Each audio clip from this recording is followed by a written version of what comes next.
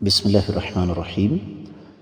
معزز خاتم حضرات، السلام علیکم ورحمۃ اللہ وبرکاتہ۔ اللہ تعالیٰ کا یہ وعدہ ہے کہ اللہ تعالیٰ اپنے بندوں کی مدد فرمائیں گے، اور رب کائنات نے ہر دور میں اپنے بندوں کی مدد فرمائی۔ جس طرح کہ سیدنا موسیٰ علیہ السلام اپنی قوم کو لے کر نکلے تو فرعون کے خلاف اللہ تعالیٰ نے ان کی مدد فرمائی۔ کیسے؟ یہ ہے وہ سوال جس کا جواب آج ہم تلاش کریں گے آج کے سبق میں، لیکن معمول کے مطابق سب سے پہلے آیت مبارکہ کی تلاوت کرتے ہیں۔ اعوذ باللہ السمیع العلیم من الشیطان الرجیم۔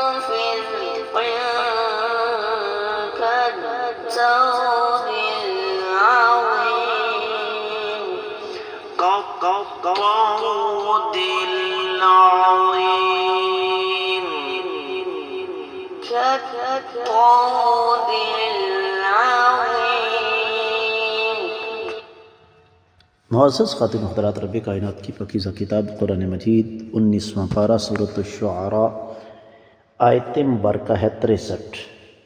اللہ رب العزت ارشاد فرماتے ہیں فَأَوْحَيْنَا، پس ہم نے وحی فرمائی، اِلَى موسیٰ، سیدنا موسیٰ علیہ السلام کی طرف، ان اضرب، یہ کہ آپ ماریں، بعصاک، اپنی لاٹھی کے ساتھ، البحر، سمندر کو، فانفلق، پس وہ پھٹ گیا، فکان، اور وہ تھا، کل فرق، ہر حصہ، قطعود، جس طرح کے پہاڑ ہوتا ہے، العظیم، بہت بڑا۔ بامحاورہ ترجمہ سماعت فرمائیے گا۔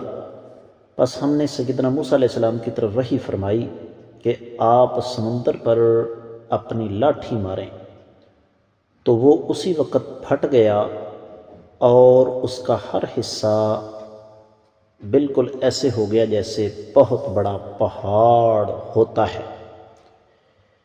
معزز خواتین و حضرات، امام ابن کثیر رحمۃ اللہ علیہ نے اس آیت مبارکہ کی تفسیر بیان کرتے ہوئے ارشاد فرمایا ہے کہ امام قتادہ فرماتے ہیں کہ اللہ نے اس رات سمندر کی طرف وحی کی تھی کہ جب سیدنا موسیٰ علیہ السلام تم پر اپنی لاٹھی ماریں تو تم نے بات سننی بھی ہے اور ماننی بھی ہے۔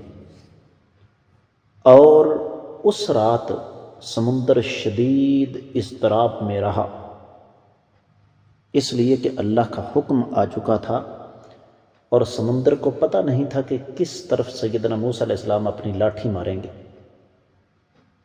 تو جب سیدنا موسیٰ علیہ السلام اپنے ساتھیوں سمیت اس سمندر تک پہنچے تو ان کو یوشع بن نون نے پوچھا، اے اللہ کے نبی، اللہ نے آپ کو کہاں جانے کا حکم دیا؟ تو فرمایا کہ میرے اللہ نے مجھے حکم دیا ہے کہ میں سمندر پر لاٹھی ماروں۔ تو فرمایا مارو۔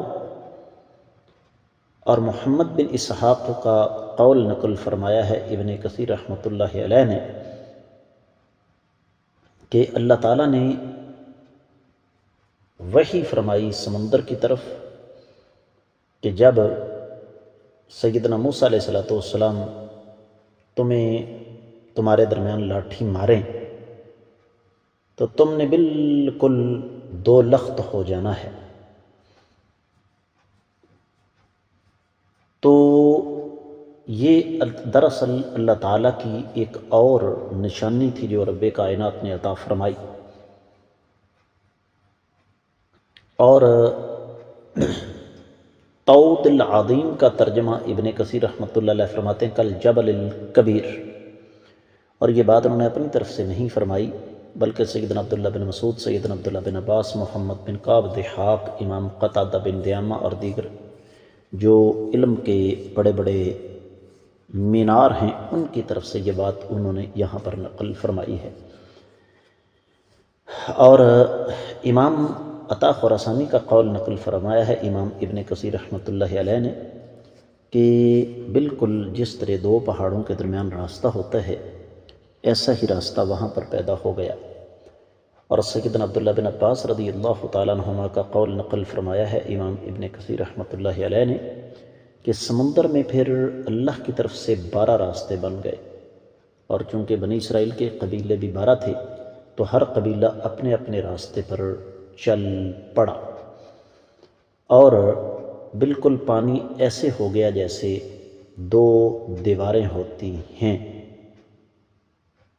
اور رب کائنات نے پھر حکم دیا ہوا کو، تو اس ہوا نے وہ جو درمیان والا راستہ تھا اس کو خشک کر دیا، بالکل ایسے جیسے عام خشک زمین ہوتی ہے۔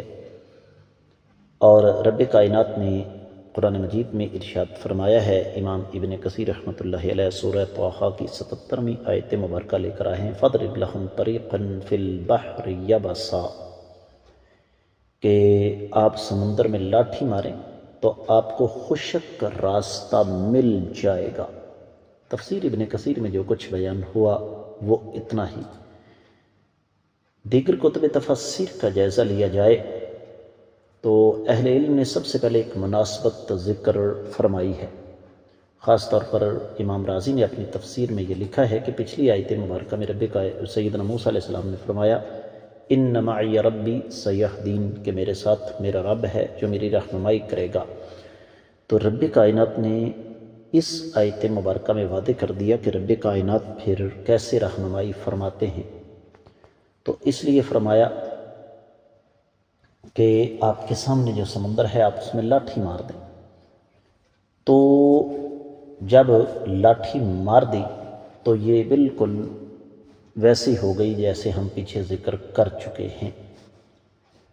بات کو آگے بڑھاتے ہوئے واحد تفسیر کا رخ کرتے ہیں کہ جب سیدنا موسیٰ علیہ السلام اپنے ساتھیوں کو لے کر نکلے تو ظاہر آگے سمندر تھا، تو سمجھ نہیں آ رہی تھی کہ کیا کیا جائے۔ تو اس موقع پر سیدنا موسیٰ علیہ السلام نے ایک دعا کی، یا من کان قبل کل شیء والمکون لکل شیء والکائن بعد کل شیء اجعل لنا مخرجا۔ یہ امام ابن ابی حاتم نے اپنی تفسیر میں ذکر فرمایا ہے کہ سیدنا موسیٰ علیہ السلام نے دعا کی، اے رب کائنات جو ہر چیز سے پہلے ہیں، ہر چیز کو بنانے والے ہیں اور ہر چیز کے بعد بھی باقی رہنے والے ہیں، ہمارے لیے کوئی راستہ بنائیے۔ تو یہ دعا اللہ تعالیٰ نے پھر اسے قبول کیا، جس طرح کہ امام سعید بن جبیر رحمہ اللہ نے فرمایا، کان البحر ساکنا لا يتحرك فلما كان ليلة ضربه موسى بالعصا صار يمد ويجزر۔ سمندر بڑا پرسکون تھا، لیکن جب موسیٰ علیہ السلام نے اس کو لاٹھی ماری تو پھر اس میں مد و جزر آنے لگا۔ بات کو اختتام کی طرف لے کر چلتے ہیں معزز خواتین و حضرات۔ یہاں پر تفسیر المراح میں ایک بڑی عجیب سی بات لکھی ہوئی ہے کہ آل فرعون سے ایک شخص مومن ہو چکا تھا اور اس نے اپنا ایمان چھپایا تھا۔ وہ سیدنا موسیٰ علیہ السلام کو لے کر چلا اور چلتے چلتے وہ پھر سمندر کے پاس ان کو لے گیا۔